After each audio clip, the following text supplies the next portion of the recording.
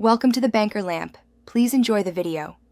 You begin by confirming the physical and electronic controls on your lens and camera body.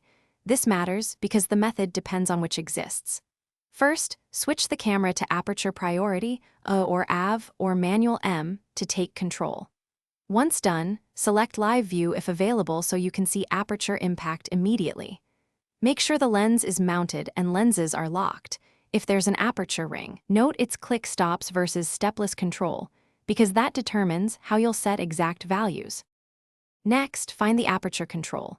If the lens has a dedicated aperture ring, rotate it to the target f number and listen for clicks to confirm stops. If the lens is electronically controlled, use the camera's main command dial or the designated rear/front dial. In many bodies, you hold an aperture or FN button while turning the dial.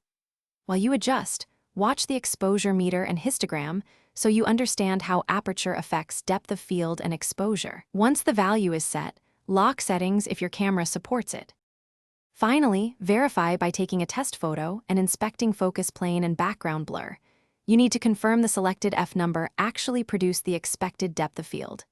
If the aperture doesn't change, clean the lens camera contacts, reseat the lens, and restart the camera. Also ensure lens and body firmware are current because communication issues block aperture control. If exposure is off, make sure to adjust ISO or shutter speed. Once everything reads correctly, you're done and ready to shoot with your chosen aperture. Thanks for watching. If this was helpful, leave a like and consider subscribing. See you next time.